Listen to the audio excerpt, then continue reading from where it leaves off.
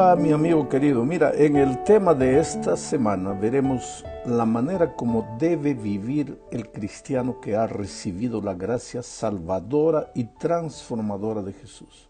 Evidentemente Jesús no nos salva para dejarnos en el lamarzal del pecado. Eso no tendría sentido. Él nos salva del pecado, nos saca del lamarzal donde nos estábamos asfixiando y nos lleva a vivir un nuevo estilo de vida. Por eso Pedro empieza el capítulo 2 de su primera epístola diciendo en los versículos 1 al 3 lo siguiente: habiendo pues dejado toda maldad, todo engaño, hipocresía, envidia y toda maledicencia, deseen como niños recién nacidos la leche de la palabra no adulterada, para que por ella crezcan para salvación, puesto que han probado que el Señor es bondadoso. En este texto Pedro presenta dos características de aquellos que han nacido en Cristo. La primera característica es que hay que dejar toda maldad, todo engaño, hipocresía, envidia y toda maledicencia. ¿Por qué? Porque es de esa forma que viven los que no conocen a Jesús. Aparentan ser buenos, pero engañan, son dominados por la envidia, solo pueden hablar pronunciando palabras soeces e inmundas. Así vivíamos en otros tiempos cuando no conocíamos a Jesús. No solo Pedro, sino muchos otros escritores enfatizan el contraste entre la vida pasada y la nueva manera de vivir del cristiano. Es como el día con la noche. No hay comunión entre la justicia y la injusticia. Pablo es uno de ellos, de los que recalca al decir en Colosenses capítulo 3, versículos 1 y 2, lo siguiente: siendo pues que ustedes han resucitado con Cristo, busquen las cosas de arriba, donde Cristo está sentado a la diestra de Dios. Ocupen la mente en las cosas de arriba, no en las de la tierra. Ahora viene la pregunta: ¿y cómo se ocupa la mente en las cosas de arriba? Entonces Pedro responde. Ya leímos el texto primero. Deseen como niños recién nacidos la leche de la palabra no adulterada, para que por ella crezcan para salvación.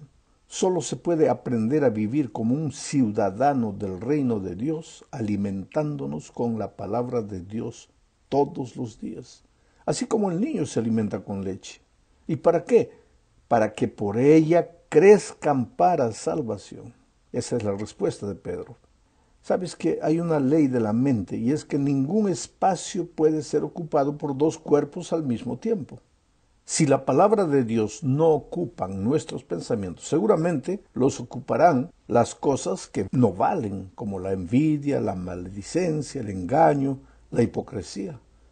No puede existir una mente vacía, de modo que no podemos contentarnos solo con evitar las cosas malas, sino que tenemos que incluir en nuestro estilo de vida el estudio diario de la palabra de Dios.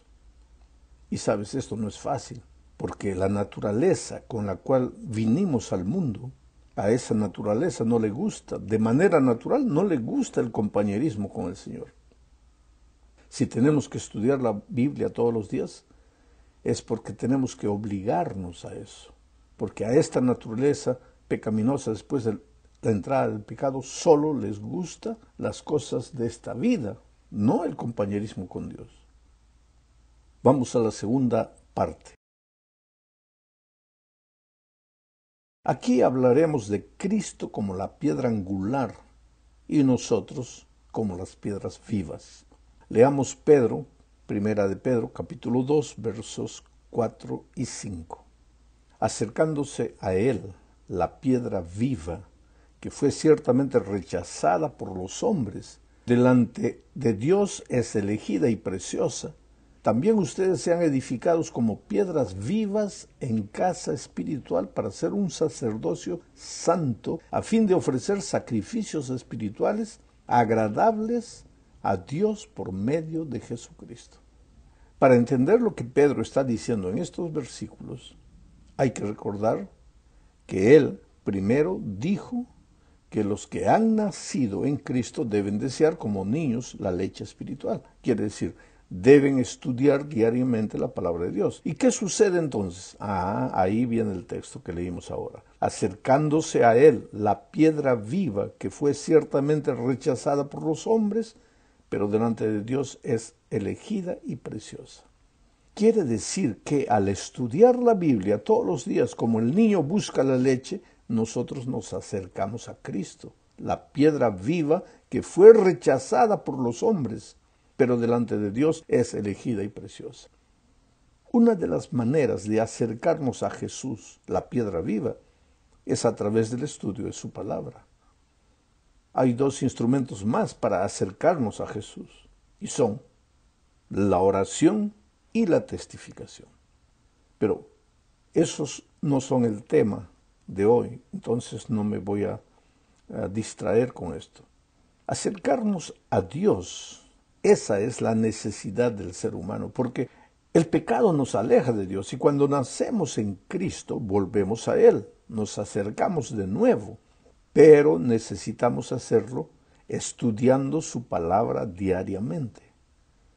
Cristo es la piedra angular, la piedra fundamental, la piedra encima de la cual todas las otras pequeñas piedras que somos nosotros serán edificadas. Cristo es la roca de los siglos.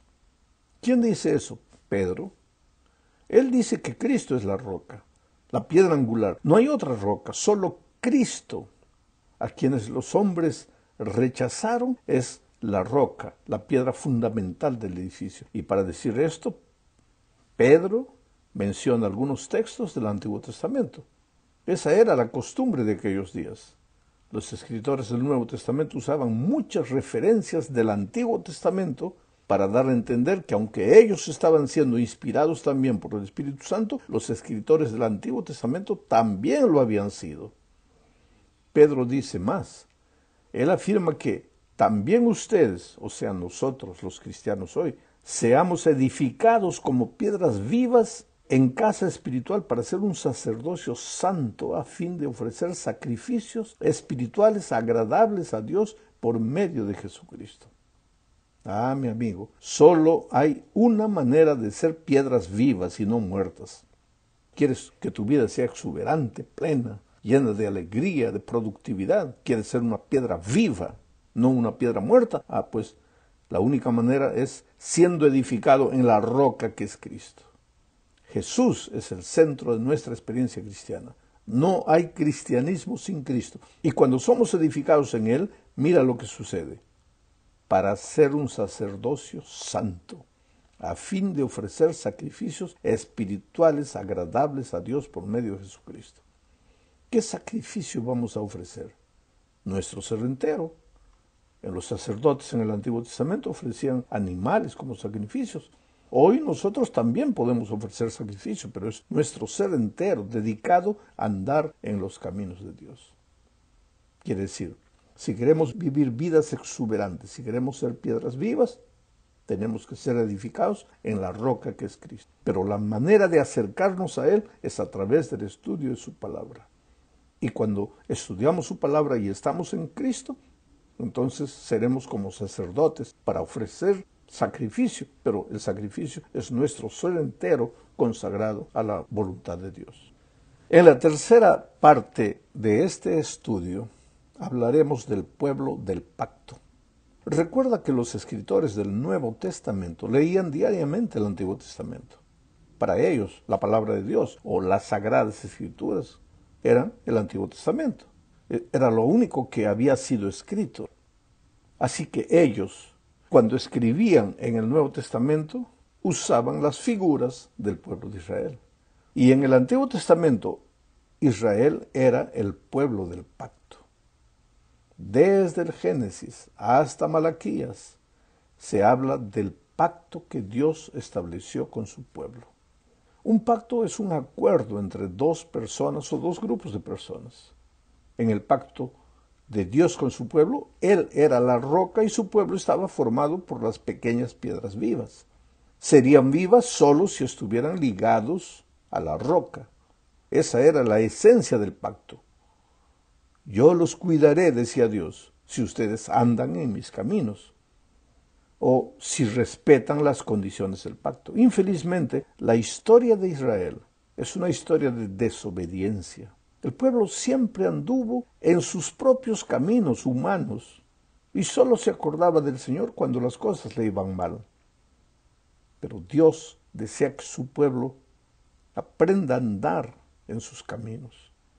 Por eso ahora en el Nuevo Testamento Pedro dice que nosotros somos el nuevo sacerdocio, el pueblo adquirido por Dios, el nuevo Israel que no debería fallar porque el antiguo falló estrepitosamente. Para entender mejor este asunto entraremos a la cuarta parte del estudio y leamos Éxodo 19, 3 al 6. Entonces Moisés subió para encontrarse con Dios y el Señor lo llamó desde el monte diciendo: Así dirás a la casa de Jacob y anunciarás a los hijos de Israel: Ustedes han visto lo que he hecho a los egipcios y cómo los he levantado a ustedes sobre alas de águilas y los he traído a mí. Ahora pues, si de veras escuchan mi voz y guardan mi pacto, serán para mí un pueblo especial entre todos los pueblos, porque mía es toda la tierra, y ustedes me serán un reino de sacerdotes y una nación santa. Estas son las palabras que dirás a los hijos de Israel. Ah, mi querido, observa cómo Dios llama a su pueblo en el Antiguo Testamento. Ustedes me serán un reino de sacerdotes y una nación santa. Pero ¿cuál era la condición para que ellos fueran un reino de sacerdotes y una nación santa? Ah, pues la condición era la obediencia. Infelizmente Israel no cumplió la condición y ahora Dios se dirige a su iglesia, a los cristianos, a través de Pedro, y dice en primera de Pedro, capítulo 2, versículos 9 y 10, pero ustedes son linaje escogido, real sacerdocio, nación santa, pueblo adquirido para que anuncien las virtudes de aquel que los ha llamado de las tinieblas a la luz admirable.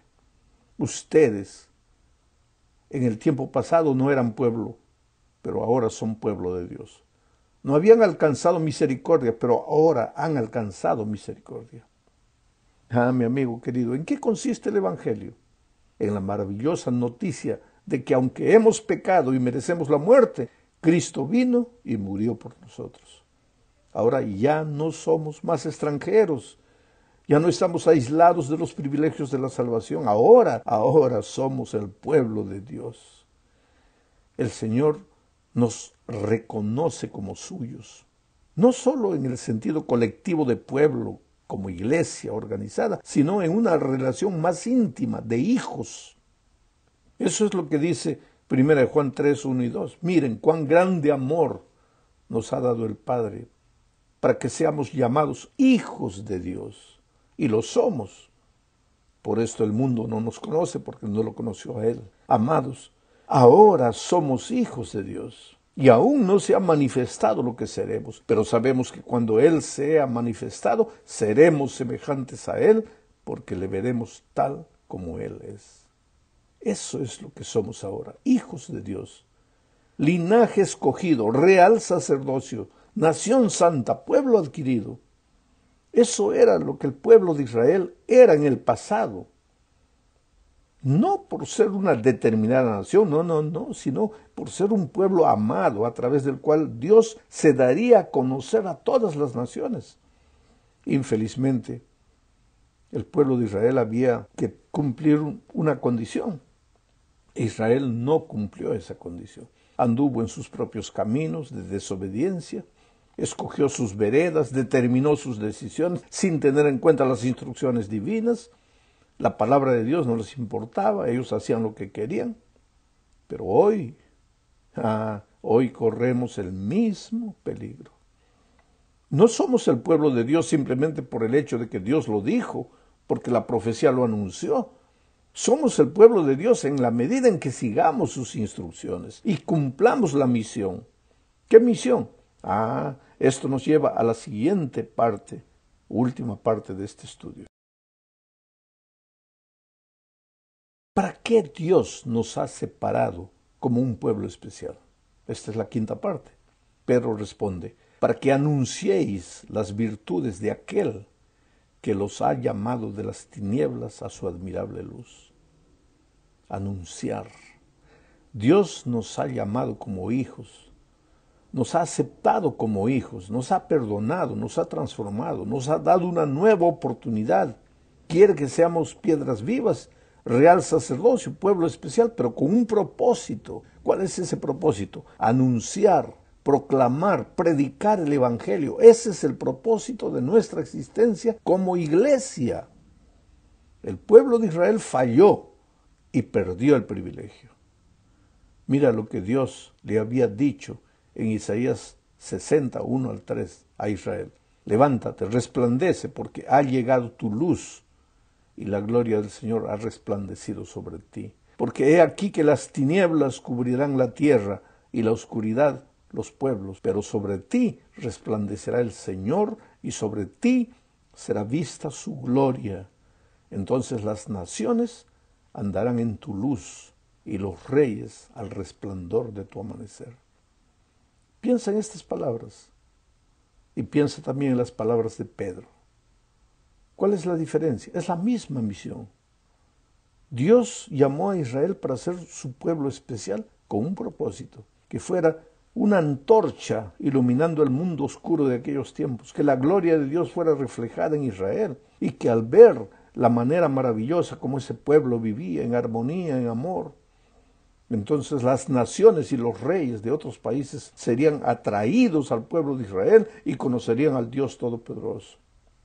Pero ellos pensaron que era un pueblo especial, porque bueno, Dios los escogió y vivían desobedeciendo a Dios. Se olvidaron de cumplir la misión, se olvidaron de predicar el Evangelio, de vivir el Evangelio. Resultado, Dios levantó otro pueblo, el pueblo cristiano. Pero le dio la misma misión.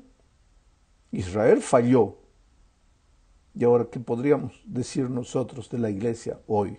¿Cuál es el propósito de la iglesia?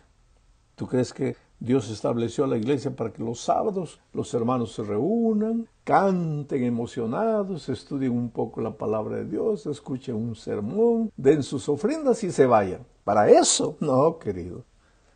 Dios nos trajo a este mundo como iglesia con un único propósito: predicar el Evangelio. En Apocalipsis, cuando aparece el ángel, el texto bíblico dice: vi volar en medio del cielo otro ángel que tenía el Evangelio eterno para predicarlo. Ese para expresa el propósito. Ese ángel que simboliza la iglesia apareció en el escenario profético con un propósito, para predicar el Evangelio. La iglesia debería reunirse el sábado en la iglesia para recibir ánimo, para recibir entusiasmo, inspiración, estudiar la palabra de Dios, alimentarse. ¿Y para qué? Para durante la semana salir cada miembro de iglesia buscando una persona para Cristo y el siguiente sábado traerla a la iglesia. Pero nosotros, infelizmente, en la mayoría de los lugares hemos transformado a la iglesia en un club religioso. Estamos para realizar juntas, estamos para realizar programas, estamos para hacer festivales de música, cosas lindas, maravillosas, pero nos olvidamos que hemos sido colocados en este mundo para predicar el Evangelio. Israel falló, pero ¿qué importa? Israel falló y es pasado. Y hoy, ¿qué está haciendo el Israel moderno? ¿Está cumpliendo el propósito? Nos gusta decir: somos real sacerdocio, somos una nación santa. ¿Y para qué? ¿Para quedarnos sentados en la iglesia cantando y orando y estudiando la Biblia? ¿O para salir? Ahora, no mires a la iglesia institución, mírate a ti. Estoy yo todos los días saliendo, buscando personas para Cristo. Ese es el asunto. Pues que Dios te bendiga, querido, que estas lecciones no sean solo para enseñar una lección bonita en la iglesia el sábado, sino para transformar nuestra vida. Felicidades.